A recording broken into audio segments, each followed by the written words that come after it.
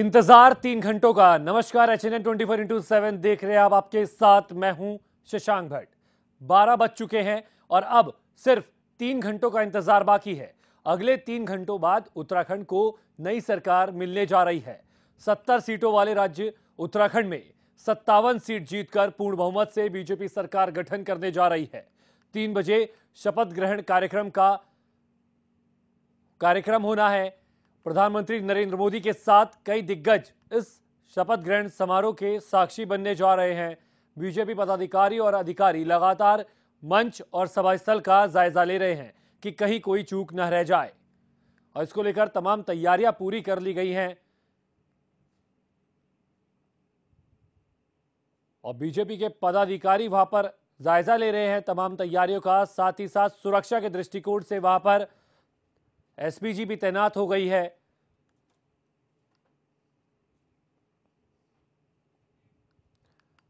और वही गणमान्य अतिथियों के आगमन को लेकर प्रशासन पूरी तरह मुस्तैद है। मेटल डिटेक्टर और डॉग स्क्वाड की टीम लगातार सभा स्थल का मुआयना कर रही है। परेड ग्राउंड में शाम को 3 बजे कार्यक्रम शुरू होगा, जिसको लेकर सुरक्षा के दृष्टिकोण से आप देख सकते हैं कि मेटल डिटेक्टर से वहां पर तलाशी ली जाती है पूरे सभा स्थल की। और बड़ी खबर, हरीश रावत के करीबी नेताओं को मिल रही है धमकियां। ये बड़ी खबर आपको देहरादून से बता रहे हैं। ममता राकेश को धमकी भरा पत्र मिला है। इस वक्त की ये बड़ी खबर आपको बता दें, कलियर विधायक फुरकान अहमद समेत कई नेताओं को धमकी भरे खत मिले हैं। धमकी वाले नेता ने खुद को मेरठ का बताया है। बड़ी खबर देहरादून से, हरीश रावत के करीबी नेताओं को अब धमकी भरे पत्र मिलने लगे हैं। ममता राकेश को यह पत्र मिला है, साथ ही कलियर विधायक फुरकान अहमद समेत कई अन्य को ये धमकी भरे पत्र मिले हैं। और धमकी देने वाले ने खुद को मेरठ का बताया है। बड़ी खबर देहरादून से आपको बता रहे हैं, हरीश रावत के करीबी नेताओं को धमकी भरे पत्र मिले हैं। ममता राकेश को भी ये धमकी भरा पत्र मिला है। कलियर विधायक फुरकान अहमद समेत कई बड़े नेताओं को ये धमकी भरे खत मिले हैं। और साथ ही साथ मेरठ का बताया जा रहा है जिस तरीके से ये पत्र उनके पास आए हैं। आदिल राणा मेरे सहयोगी जुड़ गए हैं ज्यादा जानकारी के साथ। आदिल, आपसे जानना चाहेंगे पूरे मामले के बारे में। जी, ये मामला भगवानपुर का है कि जो कलीराम राकेश स्वर्गीय गेट के बना हुआ है, जो ममता राकेश उनके ससुर के नाम से गेट है, वहां पर एक युवक भगवानपुर का जिस टाइम गुजर रहा था तो एक सफेद लिफाफा उसको दिखाई पड़ा। उसने लिफाफा खोल के पढ़ा तो उसके पांव के तले से जमीन से गई, क्योंकि जो खत है, खत में ममता राकेश जो भगवानपुर विधायक हैं उन्हें धमकी दी गई थी। जैसे ही वो खत लेकर ममता राकेश के पास पहुंचे, 4 पन्नों का ये खत बताया जा रहा है और उसमें चारों पन्नों में ममता राकेश को जान से मारने की धमकी दी गई है। उनके साथ साथ जो ममता राकेश के पुत्र हैं अभिषेक राकेश, उनका भी जिक्र है। और विधायक फुरकान अहमद जो कलियर सीट से दोबारा विधायक बने हैं, उनका भी जिक्र किया गया है। इसके साथ साथ जो हरीश रावत के सबसे करीबी माने जाते हैं राव प्रमोद घाट क्षेत्र विकास परिषद के पूर्व अध्यक्ष, कैबिनेट मंत्री हैं, उनको भी जान आदिल, जिस तरीके से तमाम बड़े नेताओं को धमकी भरे पत्र मिले हैं, इसके बाद क्या कुछ FIR दर्ज की गई है पूरे मामले को लेकर? बिल्कुल बिना किसी देरी के जो भगवानपुर विधायक है उनकी तरफ से जो पुलिस कप्तान है हरिद्वार जिले के, उन्हें सूचना दी गई और साथ ही भगवानपुर में प्रार्थना पत्र इससे मुतालिक दिया गया है। और मामले को बिना किसी देरी किए जो है पुलिस के संज्ञान में डाला गया है। पुलिस का भी कहना है जिस तरीके से बड़े नेताओं को धमकी भरे पत्र मिलते नजर आए हैं, वहां पर इसको लेकर पार्टी की तरफ से कुछ प्रतिक्रिया आई है इस पूरे मामले को लेकर? देखिए, पार्टी की तरफ की अगर बात की जाए तो ममता राकेश से बात हुई है, वहीं पूरे जो जितने भी कांग्रेसी है उनमें रोष जरूर है इस बात को लेकर। और जो क्योंकि जो कांग्रेसी हैं उन्हें ही ये धमकी, जितना भी लोगों का जिक्र इस पत्र के अंदर सब कांग्रेस से जुड़े हुए हैं, तो कहीं ना कहीं जो कांग्रेस के लोग हैं उन्हें इस बात को लेकर रोष व्याप्त है। वो इस बात का जो है जिक्र जरूर कर रहे हैं कि जो धमकी भरे पत्र एकदम से उन्हें मिलने शुरू हो गए हैं। और बिल्कुल आदिल, जिस तरीके से आज शपथ ग्रहण समारोह भी होना है, प्रधानमंत्री नरेंद्र मोदी खुद इस कार्यक्रम में वहां पर मौजूद रहेंगे। कई गणमान्य लोग, कैबिनेट के केंद्र से भी मंत्री वहां पर मौजूद रहेंगे। सवाल यहां पर यह है, जिस तरीके से सुरक्षा को लेकर मुख्यमंत्री पहले कह चुके हैं कि उनकी तमाम सुरक्षा हटा दी जाए, जो उनको जेड श्रेणी की जो सुरक्षा मिली है उसको हटा देना चाहिए। पर जिस तरीके से धमकी भरे पत्र अब करीबी नेताओं को मिलने शुरू हो गए हैं, इसको लेकर कहीं ना कहीं अब सुरक्षा के दृष्टिकोण से सवाल उठने लगे हैं। बिल्कुल, यहाँ पर जिस तरीके से एक जो युवक है वो मेरठ से मुतालिक बताया जा रहा है, और देश में जिस तरीके का माहौल बना हुआ है, जगह जगह जिस तरीके के मामले पेश आ रहे हैं, तो उसके मद्देनजर कहीं ना कहीं इसमें जो लापरवाही है वो बिल्कुल भी नहीं की जानी चाहिए। और जो जी। प्रशासन है, प्रशासन की तरफ से भी, हालांकि विधायक से इस बारे में मालूम किया गया है, पुलिस का भी कहना है कि हमने जब मालूम किया कि क्या कोई अतिरिक्त सुरक्षा विधायक को दी गई है, तो उन्होंने कहा कि विधायक के मांगने पर ही इस तरीके की सुरक्षा दी जाएगी, ऐसा भगवानपुर आदिल, जिस एसओ का तरीके से कहना पूरा है। मामला सामने आया, क्या इसमें सीक्रेट सिक्योरिटीज की जरूरत पड़ती है? क्योंकि कहीं ना कहीं ये जो मामला सामने आता है बेहद गंभीर है, क्योंकि तमाम बड़े नेताओं को एक खत मिले हैं और जो खत भेजने वाला है वो खुद को मेरठ का बता रहा है। बिल्कुल, यहाँ पर बिल्कुल बिना किसी चूक के जो है अतिरिक्त सुरक्षा जो है मुहैया कराई जानी चाहिए, क्योंकि मामले को गंभीरता से ही लेना चाहिए। जब इस तरीके का मामला है कि कई बड़े नेताओं को, जिनमें 2 विधायक हैं और कैबिनेट स्तर के मंत्री रह चुके राव प्रमुख हैं, उन्हें भी एक ही पत्र जो है भगवानपुर विधायक के माध्यम से भेज के जो है धमकी दी गई है, तो कहीं ना कहीं एक बड़ा मामला हो जाता है।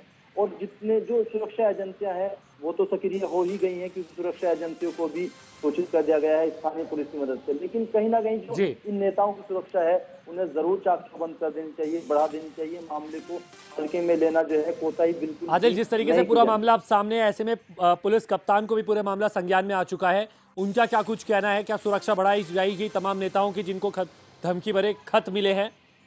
बिल्कुल, जैसे पुलिस से जानकारी के बारे में पूछा गया, हमने खुद मालूम किया कि जी। जो ये लोग हैं इनको सुरक्षा, अतिरिक्त सुरक्षा दी जानी चाहिए। नहीं तो ऐसा भगवानपुर का कहना है कि इसमें अगर पुलिस मांगेगी, अगर खुद मांग करते हैं पुलिस से ये नेता सुरक्षा की, तो ही सुरक्षा अतिरिक्त दी जाएगी, नहीं तो कोई आवश्यकता नहीं है सुरक्षा देने के लिए। पर आदिल, जिस तरीके से सवाल यहाँ पर ये उठ रहा है कि धमकी भरे पत्र वहाँ पर मिले हैं और चुनाव संपन्न हुआ उसके तुरंत बाद ऐसी हरकतें होना, क्योंकि कहीं ना कहीं अब बीजेपी की सरकार आ गई है और सवाल लगातार उठते नजर आते हैं कि क्या अब कहीं ना कहीं चूक होती नजर आ रही है पुलिस प्रशासन में, क्योंकि मामला बेहद गंभीर नजर आ रहा है।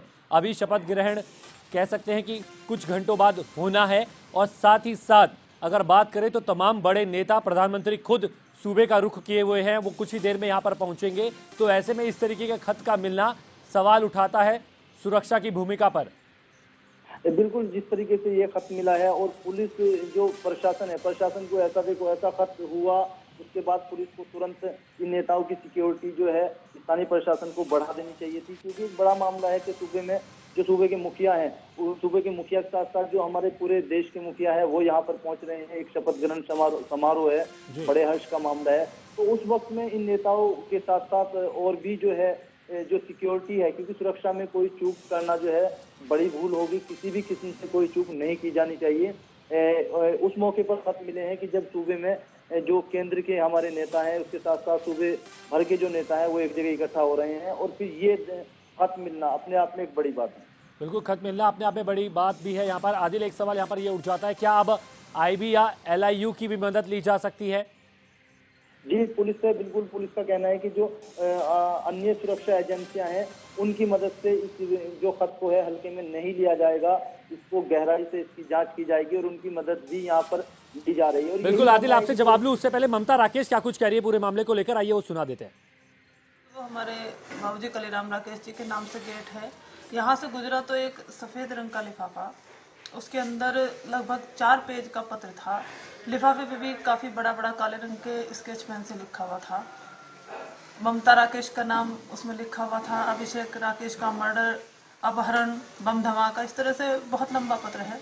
और भी काफ़ी नेताओं के नाम उसमें लिखे हुए हैं। अब मुझे लगता है किसी सरफरे का काम ये किया गया है। जिस तरह से उसने काफ़ी, मेरे ख्याल से दिमाग बहुत लगाया होगा।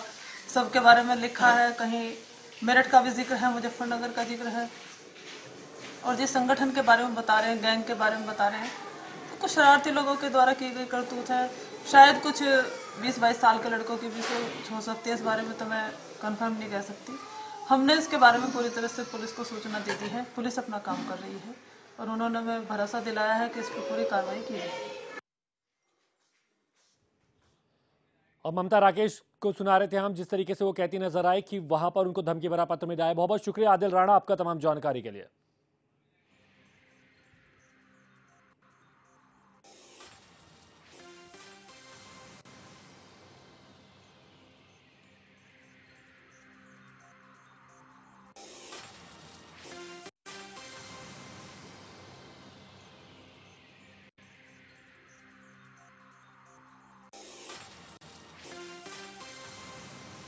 और रुक करेंगे एक और बड़ी खबर का, जो आ रही है देहरादून से, जहां पर आज संभावित कैबिनेट में 9 विधायक शपथ ग्रहण कर सकते हैं। ये बड़ी खबर देहरादून से आपको बता रहे हैं।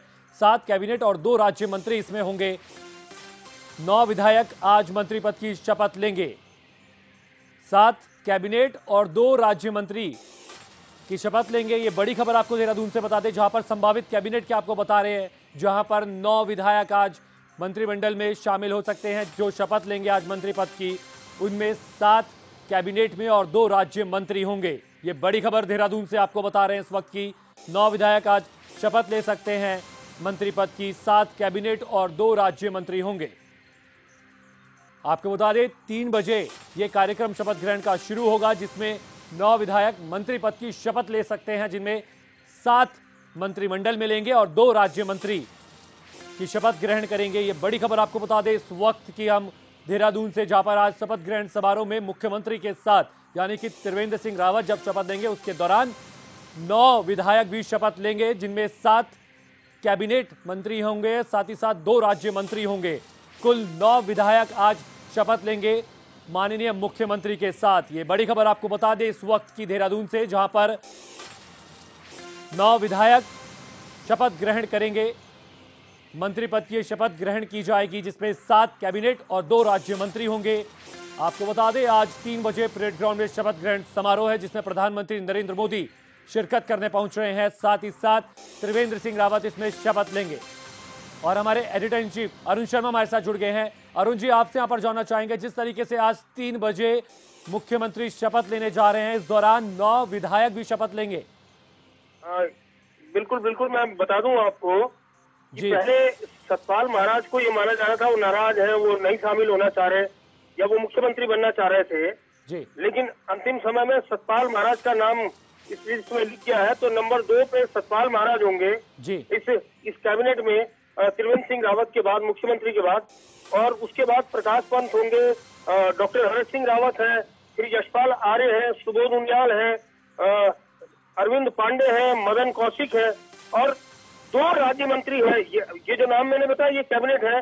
2 राज्य मंत्री है, रेखा आर्य और धन सिंह रावत। और एक चीज और मैं आपको बता दूं कि 4, अगर मुख्यमंत्री सहित हम जोड़े तो 4 ऐसे मुख्यमंत्री, 2 कैबिनेट और 1 राज्य मंत्री पौड़ी जिले को गए हैं, क्योंकि त्रिवेंद्र रावत भी पौड़ी के रहने वाले हैं, भले ही उनका जो निर्वाचन क्षेत्र है वो डोईवाला है। और उसके अलावा डॉक्टर हर्ष सिंह रावत कोटद्वार से जीते हैं, सतपाल महाराज चौबट्टा खाल से जीते हैं, और धन सिंह रावत श्रीनगर से जीते हैं। तो ये पौड़ी जिले को बड़ी सौगात है। केवल मुख्यमंत्री नहीं, पौड़ी जिले को 2 कैबिनेट और 1 राज्य मंत्री भी मिला है। जी बिल्कुल अरुण जी, जिस तरीके से आप बता रहे हैं कि पौड़ी जिले को कहीं ना कहीं सौगात दी गई है इस पूरे कैबिनेट में, और लगातार विस्तार की बात निकल के सामने आ रही थी और कई दिनों से कयास लगाए जा रहे थे। ऐसे में लगातार सवालों पे सवाल थे, और अब आपको बता दें अपडेट की 9 विधायक आज मंत्री पद की शपथ ले सकते हैं, जिनमें 7 कैबिनेट और 2 राज्य मंत्री होंगे। बहुत बहुत शुक्रिया आपका अरुण शर्मा जी हमारे साथ जुड़ने के लिए।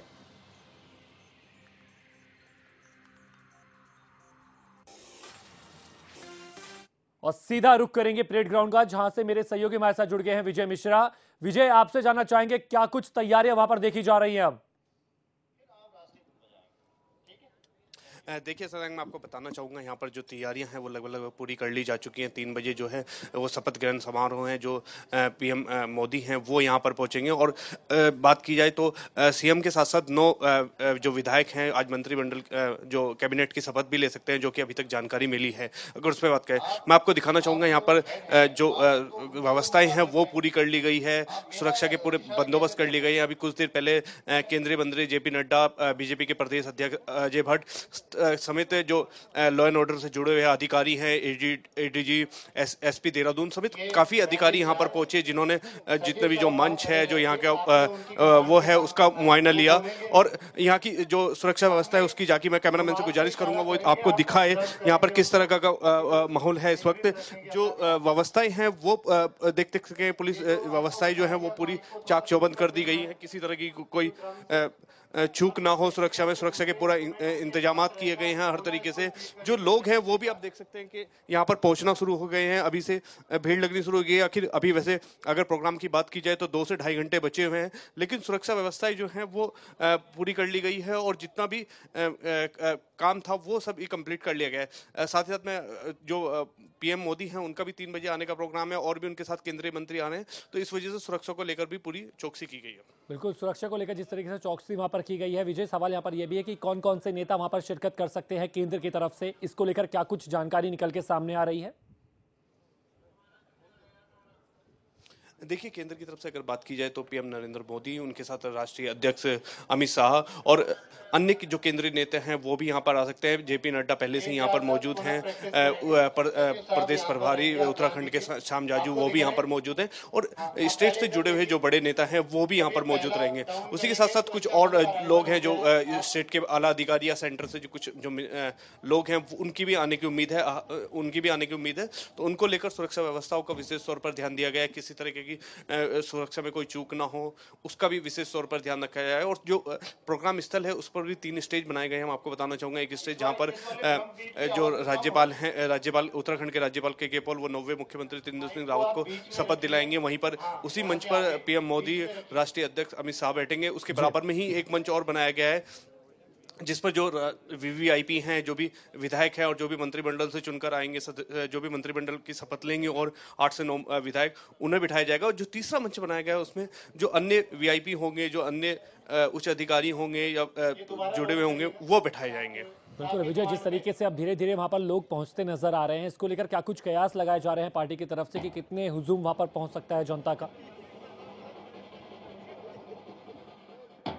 एक बार क्वेश्चन दोबारा दोहरा। मेरा सवाल आपसे ये है यहाँ पर विजय की जिस तरीके से लगातार वहां पर लोग अब पहुंच रहे हैं, प्रधानमंत्री खुद इस कार्यक्रम में शिरकत करने पहुंच रहे हैं, जनता का हुजूम जो पहुंचेगा उसको लेकर क्या क्या कुछ आंकलन वहां पर किया जा रहा है? जैसे आपने बड़ा ढोल बजा दिया। देखिए, एक चीज है कि जो उत्तराखंड है उसमें पीएम मोदी जो हैं वो खुद आ रहे हैं, तो ऐसे में जो जनता है वो भी भारी मात्रा में यहाँ पर आ रही है, बड़ी संख्या में यहाँ पर आई है। और देखा जाए तो जिस हिसाब से बीजेपी को बहुत बड़ा बहुमत मिला है उससे एक चीज तो स्पष्ट है कि जो जनता है यहाँ की उन्हें भी बड़ी अपेक्षाएं हैं। और पीएम मोदी अपनी रैलियों में काफी बार कह चुके हैं कि उत्तराखंड को अगर डबल इंजन मिले तो यहाँ का विकास ज्यादा अच्छा होगा। तो कहीं ना कहीं वो जो डबल इंजन था यहाँ की जनता ने उन्हें दिया है, तो ऐसे में लोगों की जो अपेक्षाएं हैं, जो उम्मीदें हैं वो और ज्यादा बढ़ गई हैं। तो उसको देखते हुए जो पीएम मोदी भी खुद यही एक कारण है कि जो पीएम मोदी भी इस प्रोग्राम में खुद आ रहे हैं। शपथ ग्रहण समारोह में यहाँ पर जिस टाइम सीएम यहाँ पर शपथ लेंगे वो उस वक्त खुद मौजूद होंगे और भी जो केंद्रीय मंत्री है जैसे कि अमित शाह वो भी यहाँ पर मौजूद रहेंगे। तो ऐसे में कहीं ना कहीं लोगों की अपेक्षाएं बढ़ेंगी। उसके बाद वो एक जनता को यहाँ संबोधित भी करेंगे, एक भाषण भी देंगे, जिससे कि लगे कि कहीं ना कहीं अब प्रदेश का विकास होने वाला है। और प्रदेश के जो डबल इंजन की बात उन्होंने कही थी वो अब जनता ने पूरी कर दी। अब आगे जो दारोमदार है वो बीजेपी की सरकार पे है कि वो किस तरह से जनता को यहाँ की खुश करती है और किस तरह से एक समन्वय बना के चलती है जिससे विकास के साथ साथ भ्रष्टाचार मुक्त उत्तराखंड दोबारा बने। बिल्कुल, भ्रष्टाचार मुक्त वहां पर उत्तराखंड बने, इसको लेकर भी तमाम कयास वहां पर कराए जाएंगे, प्रयास वहां पर किए जाएंगे। विजय, सवाल यहाँ पर यह है, भव्य समारोह के साथ त्रिवेंद्र सिंह रावत के ऊपर उत्तराखंड का भार पड़ने वाला है, इसको उनको बखूबी से निभाना होगा। कई चुनौतियां उनके सामने होंगी अब। जी बिल्कुल, जो अगर चुनौतियों की बात की जाए तो जिस तरीके से जिस परिस्थितियों में वो यहाँ पर आ रहे हैं, भले ही क्योंकि जो मेजोरिटी दी है सरकार जनता ने उन्हें और जिस हिसाब का बहुमत इस बार बीजेपी को मिला है उससे जिम्मेदारियां भी उतनी बढ़ जाती हैं। अगर बात की जाए उनकी जिम्मेदारियों की तो एक सबसे बड़ा प्रदेश के विकास को आगे लाना, प्लान एक बहुत बड़ा मुद्दा यहाँ पर रहा है, उसको लेकर नीतियां बनाना। साथ ही साथ कैबिनेट में जो भी मंत्री आएंगे उनको एक तरीके से समन्वय बनाना, किसी तरीके की कोई विवाद ना हो पूरे साल, क्योंकि उत्तराखंड का एक इतिहास रहा है। अगर आप खुद देखें 16 साल उत्तराखंड बने हो गए, यहाँ पर ना तो स्थायी राजधानी मिल पाई है आज तक और ना ही स्थायी मुख्यमंत्री, हर 2 साल बाद मुख्यमंत्री या 2.5 साल बाद चेंज हो जाता है। तो एक ये भी बहुत बड़ी चुनौती है। इस बात को लेकर बिल्कुल एक स्थिर सरकार और एक स्थिर सीएम की जरूरत होगी यहाँ पर। विजय मिश्रा, आगे भी आपसे अपडेट हम लेते रहेंगे, बने रहें आप वहां पर। और रुक करेंगे हम अगली खबर का। संभावित कैबिनेट में हरभजन सिंह चीमा, बंशीधर भगत, हरक सिंह रावत, सुबोध उनियाल, रेखा आर्या, धन सिंह रावत, साथ ही साथ पुष्कर सिंह धामी, खजान दास, अरविंद पांडे, यशपाल आर्य, सतपाल महाराज के नाम शामिल हो सकते हैं। संभावित कैबिनेट में महिला और अल्प संख्यकों को जगह मिल सकती है। बंशीधर भगत की बात करें, कालाडूंगी से वो विधायक हैं, संभावित कैबिनेट में इनका नाम भी निकल के सामने आ रहा है। सुबोध उनियाल नरेंद्र नगर से विधायक हैं, इनका नाम भी संभावित कैबिनेट में सामने आ रहा है। अगला नाम खजान दास कैबिनेट में हो सकते हैं, दलित चेहरा, और राजपुर रोड विधानसभा से विधायक है खजान दास। अगले नाम की बात करें तो बिशन सिंह चुफाल का नाम है, ये डीडी हाट से विधायक हैं। हरबंश कपूर देहरादून कैंट से विधायक हैं, इनका नाम भी है संभावित कैबिनेट में। हरभजन सिंह चीमा काशीपुर से विधायक है और इनको भी संभावित कैबिनेट के दावेदारों में माना जा रहा है। लगातार चौथी बार वो विधायक बने हैं। बात पुष्कर सिंह धामी की करें तो खटीमा से वो विधायक हैं और इनका नाम भी संभावित कैबिनेट में है।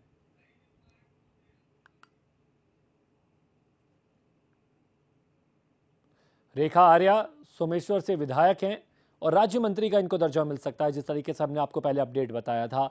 संभावित कैबिनेट के तमाम दावेदार हैं। साथ ही साथ हरक सिंह रावत कोटद्वार से विधायक है, संभावित कैबिनेट के प्रबल दावेदारों में से एक है। धन सिंह रावत श्रीनगर से विधायक हैं और इनका नाम भी संभावित कैबिनेट में सबसे पहले चल रहा है। प्रकाश पंत पिथौरागढ़ से विधायक हैं और कैबिनेट में इनको जगह मिलना लगभग तय माना जा रहा है, क्योंकि इनका नाम खुद मुख्यमंत्री की दौड़ में था। यशपाल आर्य बाजपुर से विधायक हैं, यशपाल आर्य, और इनका नाम भी कैबिनेट की दौड़ में चल रहा है।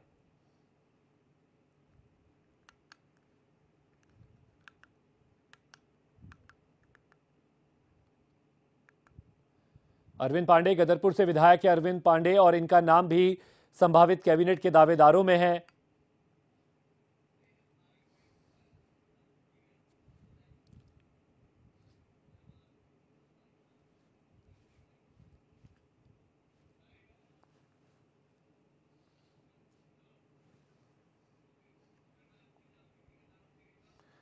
और सीधा रुख करेंगे शहीद स्मारक का। हमारे सहयोगी वहां से हमारे साथ जुड़ गए हैं, अस्करी जाफरी। अस्करी, आपसे जानना चाहेंगे, जिस तरीके से तय कार्यक्रम के अनुसार वहां पर पहुंचने वाले हैं कैबिनेट और तमाम बड़े नेता, और पुष्प वहां पर अर्पित किए जाएंगे शहीदों को, उसके बाद परेड ग्राउंड का रुख करेंगे त्रिवेंद्र सिंह रावत, साथ ही तमाम पदाधिकारी। अब क्या कुछ वहां पर माहौल देखा जा रहा है?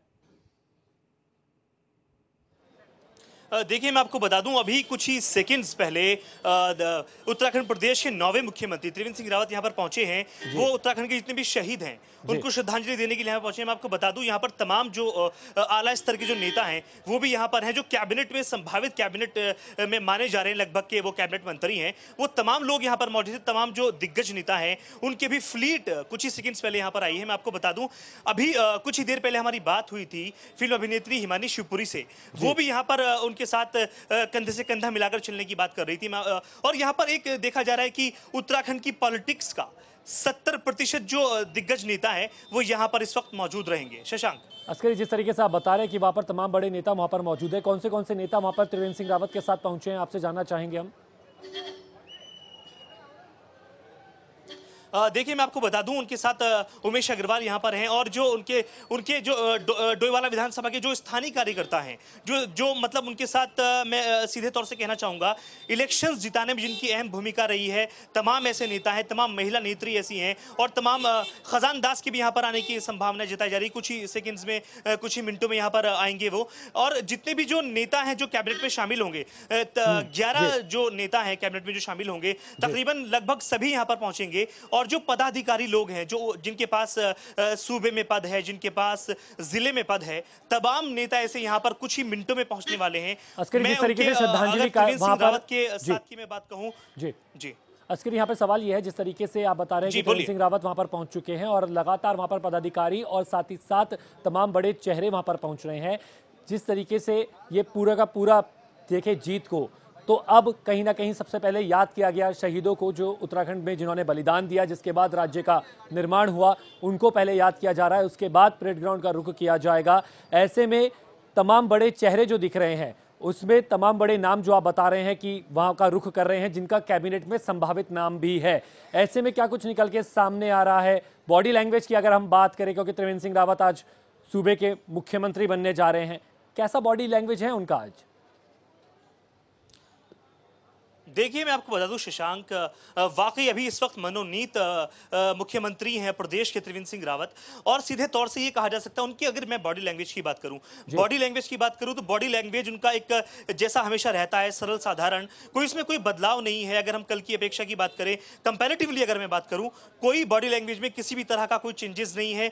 एज यूजुअल जैसे हमेशा दिखते हैं वैसे ही हैं। सीधे आए और सीधे अपने कार्यकर्ताओं से उनका एक उनको अभिनंदन करने के बाद सीधा शहीद स्मारक के अंदर उन्होंने एंट्री किया है। उनके साथ तमाम नेता मौजूद है। एक खास बात मैं आपको बता दूं, आज उनकी जो शपथ समारोह 3 बजे होना है।